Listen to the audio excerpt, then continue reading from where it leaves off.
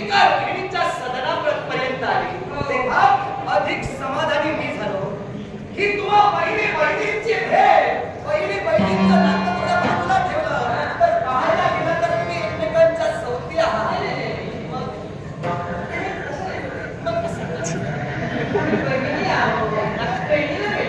आणि म्हणूनच अधिक मला आनंद झाला. बहिणींचा संवाद घालू दे काय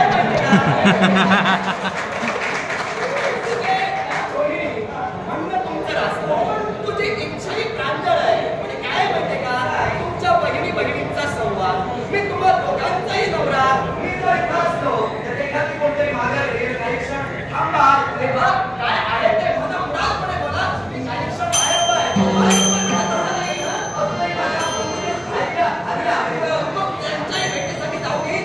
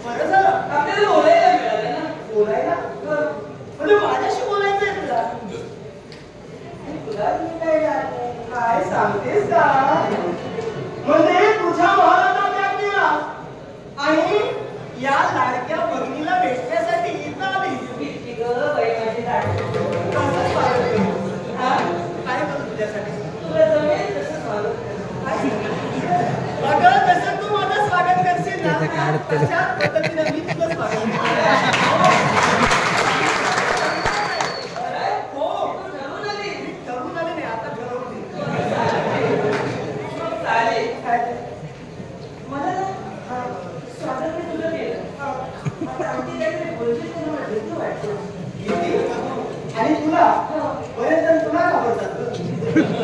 आता भीती वाटलं मी तुला कारण मी तुझ्या मागात आले ना म्हणून भीती वाटते. माझ्या घाबरण्याची काय गरज आहे नाही वाटत पण माझ्या मनात आले सहज की मुद्दाम आजपर्यंत कधी आले नाही. हो तेच म्हणते मुद्दाम आले तू आधीच ती जरा भीतीच वाटते का. ही प्रेमाची भेट आहे. हो पण तरी सुद्धा सगळं विचारणार ते प्रेमानं विचारणार. हो पण तू आता काही क्षणापूर्वी एक शब्द बोललीस तो विसरायला जमत नाही. आठव आता काहीतरी बोललीस म्हणजे मी ठरवून आले नाही असं काहीतरी म्हटलं त्या पद्धतीने स्वागत सुरुवात होते. म्हणजे जसं तू माझं स्वागत करशील त्याच पद्धतीने मी तुझं स्वागत करेन. माझे शब्द माझ्या मुखातून आता ते शब्द सत्य करणं माझ्या हाती आहे आणि जेवढं माझ्या हाती आहे ना तेवढं तुझ्या हाती काहीच नाही. मी तुझ्या मागे आले आणि म्हणून मी प्रेमाने एकच सांगते तू माझी भगिनी आहे. मी तुझी भगिनी आहे. हो का आली माहितीये का चंद्रदेव बघायचे तेव्हा तुझ्या मागे असतात. कसं इकडचं तिकडचं बोलण्यापेक्षा काय आहे ते स्पष्ट बोललेलं बरं. आणि म्हणून मीच नाही माझ्या सहित अजून 25 जणी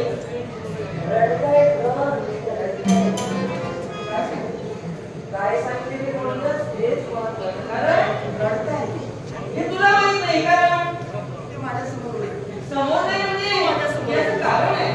मी समोर म्हणते रडत नाही मग रडते का हेच म्हणते.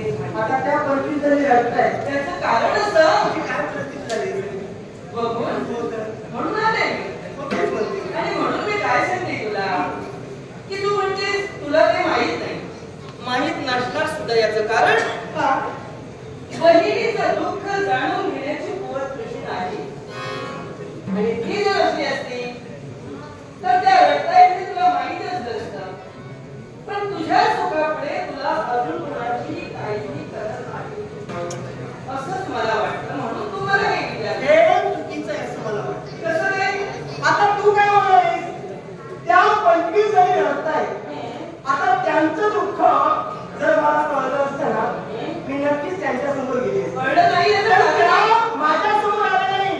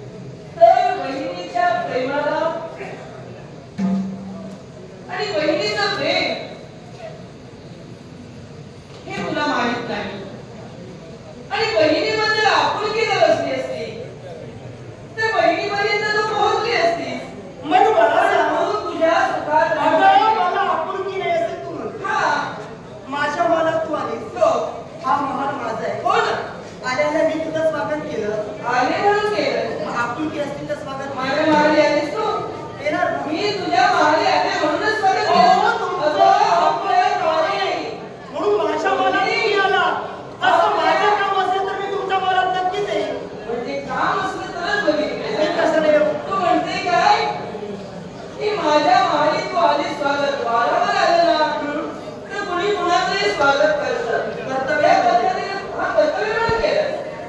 कर्तव्य म्हणून केलंस ना म्हणजे प्रेम बाजूला राहील. आता तू म्हणालीस कर्तव्य म्हणून केलं. कर्तव्यापेक्षा प्रेमानं स्वागत केलं. मी प्रेमाने स्वागत केलंय. आता तुला चांगलं दिसत नाही वाईट तेवढं तुला नाही. वाईट दिसत नाही तू आता म्हणालीस मी माझं कर्तव्य केलं. ते म्हणाली असतीस ना आपुलकी हा शब्द चौकशी तुझी केली. आपुलकी हा शब्द मी वापरला मग त्या आपुलकीत प्रेम येत नाही.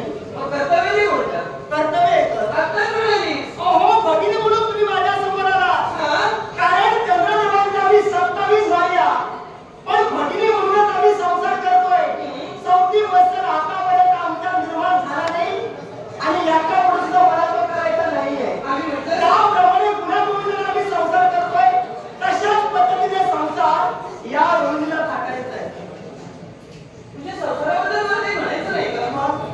मी फक्त एकच म्हणते की आपण सर्व भगिनी जर सुखी असतो आनंदी असतो ते आपल्याला खूप चांगलं आहे. त्यापेक्षा आपल्या आई बाबांना सुद्धा ते चांगलं असतं पण इथे असं घडतच नाही. मग मला सांग तुमच्या आनंदासाठी या रोहिणीनं काय करावं? आता सांगते.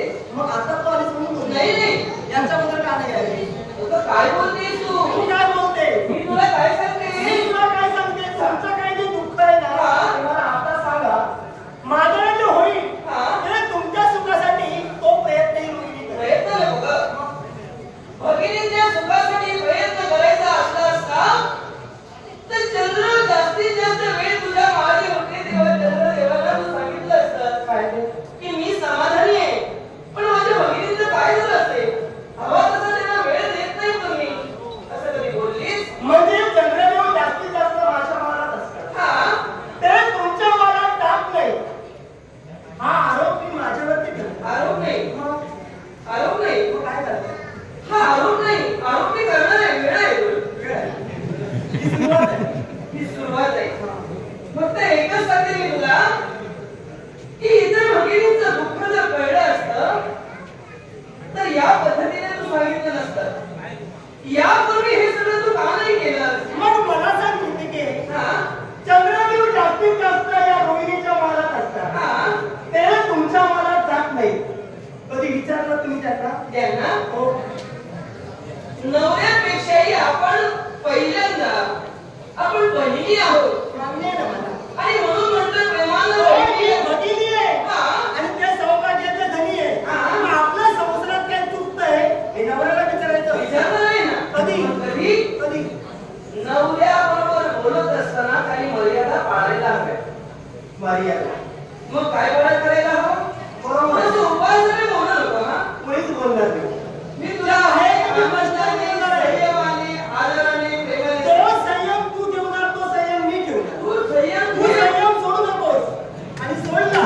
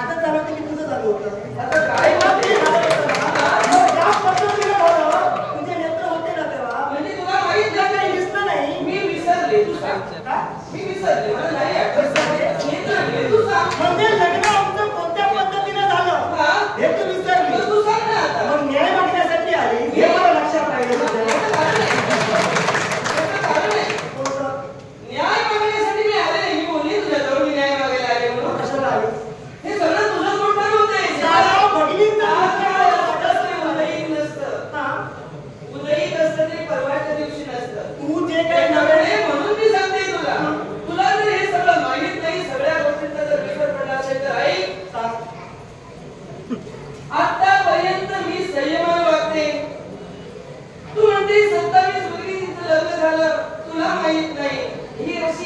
वाटेला पळवाटा नको ग. मुळीच नाही. मग सांग ना, पळवाटा मी का काढे? आता तुझ्याजवळ काही शिल्लक नाही म्हणून पळवाटा तू काढते. मग तुझ्याजवळ जर शिल्लक आहे तर सांग ना. दोष माझा आहे का? मी ते नाही म्हणत. माझ्याजवळ शिल्लक आहे म्हणून तुला विचारते. काय शिल्लक आहे ना मला सांग ना. पद्धतीने कसं लग्न झालं सांग ना. लग्न कोणत्या पद्धतीने झालं सांग ना. कसं झालं हे तू मला विचारते. तू होतीस ना. पुन्हा ते सांगते तुला होतीस ना. लग्न कोणत्या पद्धतीने होतं मला बोलून झालं. हो ना मला बोलून झालं. मला सांग पुन्हा कुणाला तेच नाही बोलणार. मला वाटतं तू विसरली नशीब. तुला माहित आहे लग्नाचे प्रकार नको लग्न मी प्रकार मी विचारलेच नाही. कोणत्या प्रकार हे कधीच सांगितलं सगळे प्रकार. मग हे लग्न पद्धतीने होते पद्धत नाही मी सांगत. मग लग्न झालं कसं ते तुला नाही. जे तुला माहित नाही ते आता मी बोलत नाही. आणि तुला माहित नाही का सांगते. जे मला माहित नाही ते तुला माहित नाही. मग तू सांग ना मला. एक तर आता उगाच कोणताही भाव आणू नको. भाव मी आणणारच नाही. आणि म्हणून मी सांगते मी सरळ बोलणार नाही. सरळच बोलणार. सरळ बोलत माझं लग्नाच्या प्रकारावर मी तुला विचारलं करा. मग लग्न कोणत्या पद्धतीने होतं मी असं तू विचारलं. असं नाही. अशा पद्धतीने आपलं लग्न झालं. विवाह अशा पद्धतीने आणि कोणत्या पद्धतीने एकच अर्थ होतो त्याचा. म्हणून मी तुला सांगितलं. मग कसा मला सांग लग्न आमचं झालं ते कशा पद्धतीने झालं. आता कशा पद्धतीनं आणि कोणत्या पद्धतीनं याविषयात वेगळं आहे का? जाऊ दे तो विषय जाऊ दे. कशाला जाऊ दे? मग सांग ना तू सांग ना. आमच्या कशा पद्धतीनं तू सांगतेस का? मग तू सांग ना मला कळू दे ना. मग तू सांग ना. मी कशाला सांगते तुला गरज नाही आहे ना. गरज आहे म्हणून मी सांगायचं. तू सांग ना मला समाधान करण्यापेक्षा हे सगळं पुन्हा पुन्हा विचारण्यापेक्षा मी या विषयावर थांबले. मी परत परत नाही तुला विचारणार. पुन्हा पुन्हा नाही विचारणार. मग मला सांग एक गोष्ट असू दे ऐकूया. असू दे नको. मग असू दे सगळंच नको. तुला जे काही सांगायचं असेल सांग. तुला सांगते मी. पहिली गोष्ट तू म्हणतेस मी न्याय मागायला आले. मी तुझ्याजवळ न्याय मागायला आले नाही. मग का आले? मी म्हणते एकाच गोष्टीसाठी बहिणी म्हणून बहिणीच्या प्रेमासाठी मी आले. आणि ही गोष्ट तुला मी पुन्हा सांगते. मी आदराने आले की माझी बहिणी मला प्रेमाला काहीतरी सांगेल. पण तो आदर तुझ्यात मला दिसलाच नाही. मी ज्या पद्धतीने हो हे मी ठरलेलं आता. आणि हे जर तुला आदर असला असता तर आजपर्यंत बहिणीचं दुःख तू जाणून घेतलं असतं. आणि म्हणूनच मी तुला सांगते रोहिणी आजपर्यंत झालं हे कितीतरी झालं. तू तुझ्या बहिणीच्या सुखासाठी काही करू शकत नाहीस. कारण याच्यापूर्वी काही केलं नाही. तू म्हणतेस मला माहित नाही. माहित नाही म्हणजे बहिणीचं सुख दुःख तू जाणून घेतलं नाही. एक बहीण म्हणून तुला ते कर्तव्य होतं. मी आता इथपर्यंत आले. तू वाट बघतेस माझ्यापर्यंत कसे आले नाही. आणि म्हणून चंद्र तुझ्या जेव्हा जेव्हा महाल येतात तू त्यांच्यावर प्रेम करणं हे तुझं कर्तव्य आहे. पती म्हणून ते इथं बसतात त्यांना तू घालून देऊ शकत नाही. मग पती म्हणून एक स्त्रीचं कर्तव्य म्हणून त्यांची पूजा करायला हवी. प्रेम करायला हवं. त्याबद्दल माझं दुमत काहीच नाही. फक्त माझं मत एकच आहे की आजपर्यंत लग्न होऊन एवढा कालावधी मागं पडला तरी सुद्धा अगदी जास्तीत जास्त वेळ इथं असून सुद्धा तुझ्या बहिणीबद्दल तुला वाटलं नाही की चंद्रदेव जर सतत माझ्याजवळ असता तर त्याच्या मैत्रिणीचं काय झालं असेल याबद्दल मला बोलायचं आहे. मग चंद्रदेव माझ्या मारात असतात तुमच्या मारात जात नाही. यात दोष माझा आहे की त्यांचा आहे? दोष तुला नाही का म्हणत मी तुझा दोष फक्त तू एकच म्हणायला हवा होता.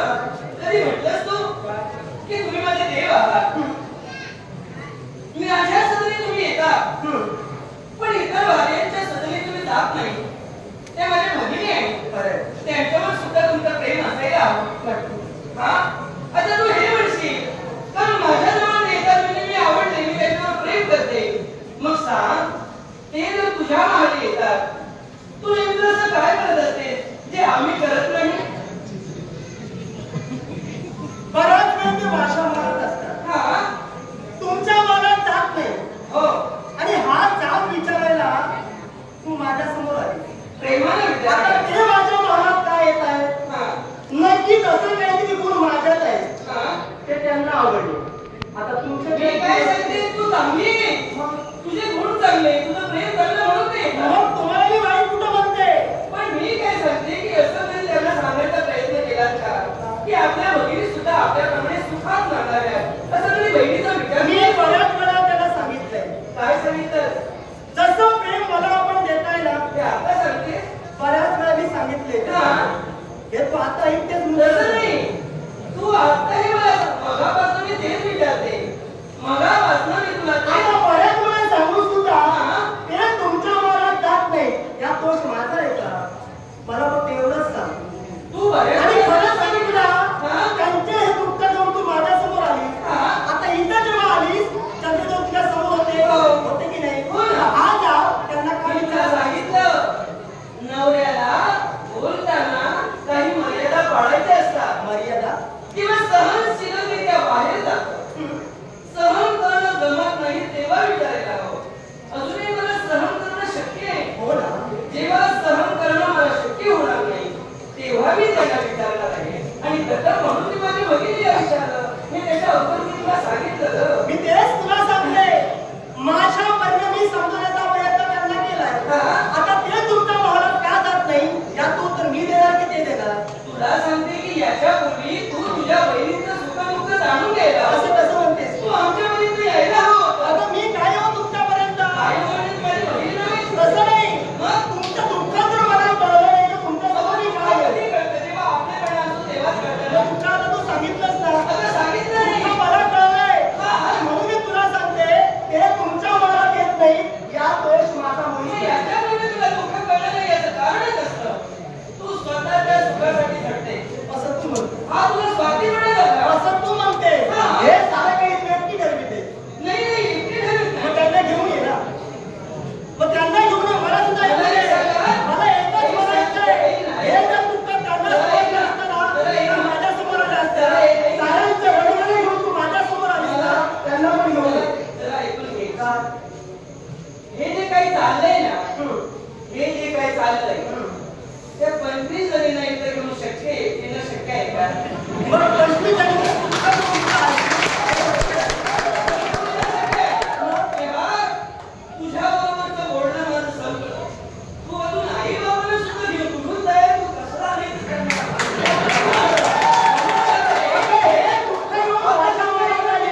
हे तुला कळलं हे तुला कळलं की नाही मग त्यांना तू का घेऊन येऊ शकत नाही.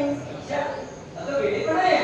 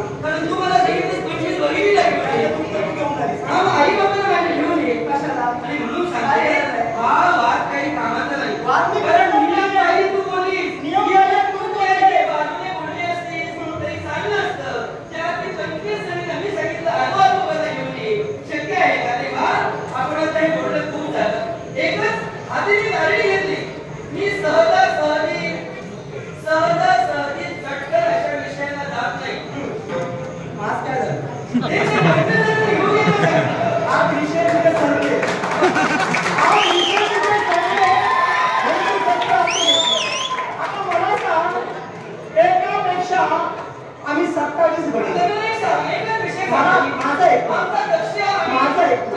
एकापेक्षा एक आम्ही 27 बहिणी. त्यांचं दुःख घेऊन तू माझ्या समोर आले, दोष मी तुला देणार नाही.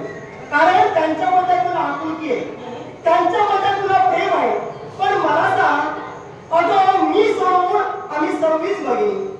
अश्विनी, भरणी, मृगशीर्ष, आग्रा,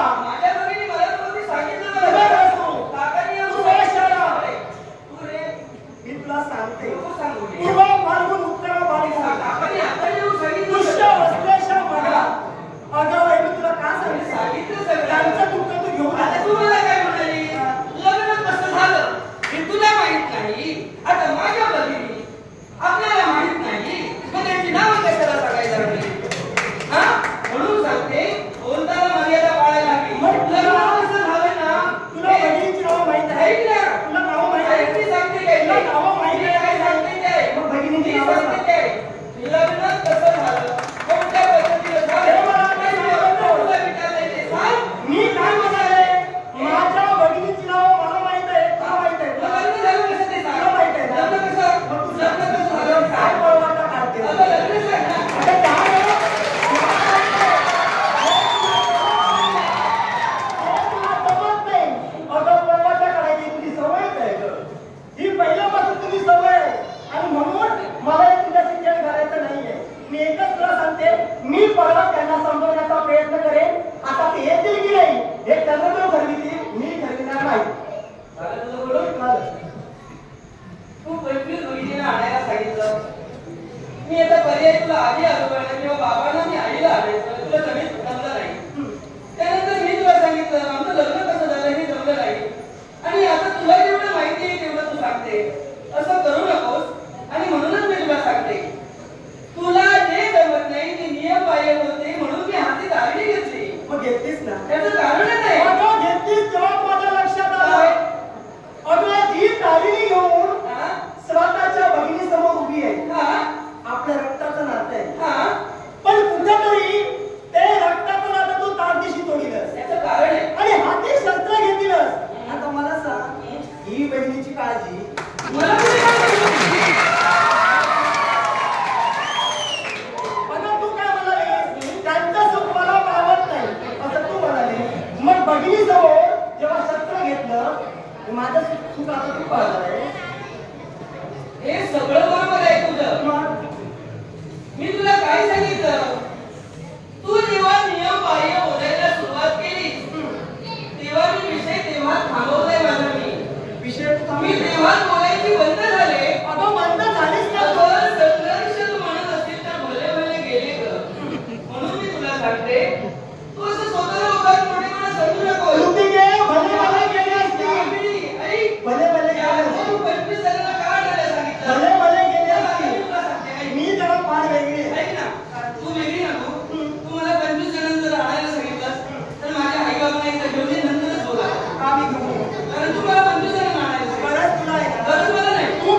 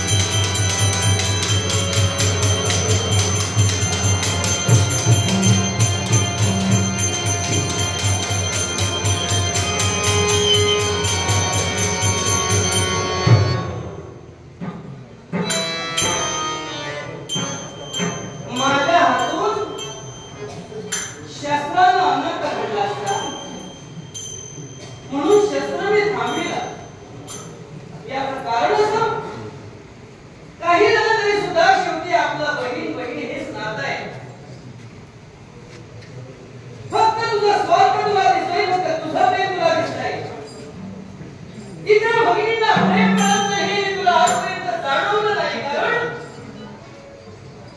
इतरांचं प्रेम आपल्या बहिणी सुखद व्हाव्यात ही तुला इच्छा निर्माण झाली नाही किंवा तसं तू जाणून सुद्धा घेतलं नाही. आणि म्हणून आता जाते मी तुला सांगितलं होतं ना, तू पुन्हा पुन्हा सांगत होती चंद्रदेवीचा आल्यावर तू का विचारलं नाही. ती वेळ आता आली.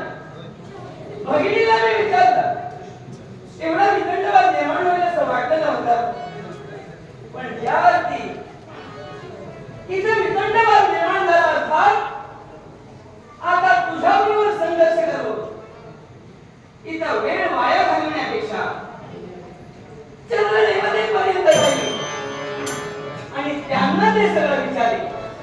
आणि म्हणून उचललेलं शस्त्र मी खाली ठेवलं. शेवटी एकाच आई वडिलांच्या आपण कन्या आहोत आणि हे नातं माझ्या लक्षात आलं. मी जाते इथून चंद्रदेवांपर्यंत जाते, पण तुझं जे प्रेम आहे शेवटपर्यंत माझ्या हृदयात राहील. माझं काही कमी होणार आहे. तुझं जे प्रेम आहे ते शेवटपर्यंत माझ्या हृदयात राहील.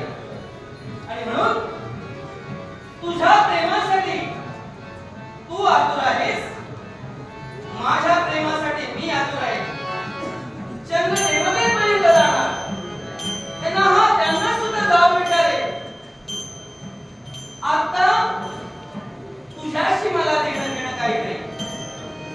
ज्या नवऱ्याचं लग्न करून जो आपल्यावर लक्ष देत नाही त्यांच्यापर्यंत मी जाणार. मी जाणार आहे, पण मी गेल्यानंतर जर काही बोलली तर मला फिरून यायची सवय आहे.